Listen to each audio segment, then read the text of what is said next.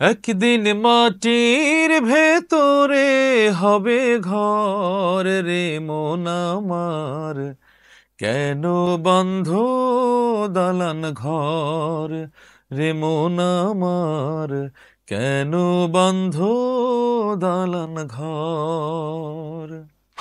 আসসালামু আলাইকুম, আমি ওবায়দুল্লাহ তারেক, আপনাদের চিরচেনা সেই মানুষটি, যেই মানুষটি প্রায় 2 যুগেরও বেশি সময় ধরে ইসলামী সংস্কৃতির সঙ্গে ইসলামী সঙ্গীতের সঙ্গে কাজ করছি।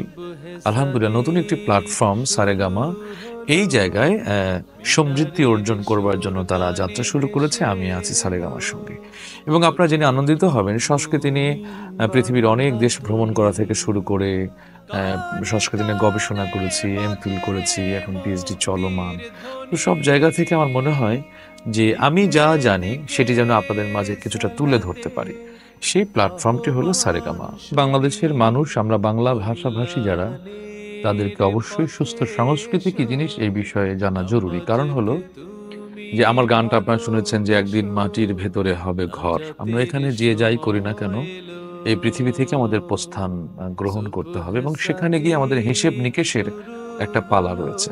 তো সেই ক্ষেত্রে প্রত্যেকটা মানুষের আত্মার পরিশুদ্ধির জন্য ইসলামিক সঙ্গীত বলি, ইসলামিক সংস্কৃতি বলি, শুদ্ধ সংস্কৃতি বলি, ধর্মীয় সংস্কৃতি বলি, এটি খুবই গুরুত্বপূর্ণ। আমাদের বাচ্চাগুলো এখন ডিভাইস এত পরিমাণ আসক্তি হয়েছে, প্রযুক্তি এমন পরিমাণ তাদেরকে গ্রাস করেছে যে তারা আর সুস্থ নেই। দেখবেন কার্টুন, গেম এবং কোথাও মুভমেন্ট করলে তারা উচ্ছৃঙ্খলের মধ্যে একটা আচরণ করছে। এগুলো একমাত্র প্রযুক্তির টাচ হওয়ার কারণ। সুতরাং ওই প্রযুক্তিতেই বাচ্চারা শুদ্ধ হবে, পরিশুদ্ধ হবে। সেই জন্যই ইসলামিক সংস্কৃতি, ইসলামিক সঙ্গীত, ইসলামিক ডিপার্টমেন্ট সারেগামা যে আয়োজনটি করেছে, এই ডিপার্টমেন্টে আমি আছি আপনাদেরকে ভালো কিছু শেখানোর জন্য। আশা করি আপনাদেরও পাবো।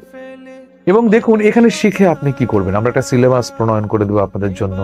সেখানে ভাষার তারতম্য যেন না হয়, সেখানে স্কেলের ব্যাপারগুলো থাকবে, আপনার ভঙ্গিমা, প্রেজেন্টেশন, মানুষের সঙ্গে কথা বলার ক্ষেত্রেও কিন্তু একটা দক্ষতা, একটা বডি ল্যাঙ্গুয়েজ থাকে। তো সবকিছু মিলে এই কোর্সের ভেতরে আপনাকে একদম পরিশুদ্ধ করবার জন্য আমরা চেষ্টা করব।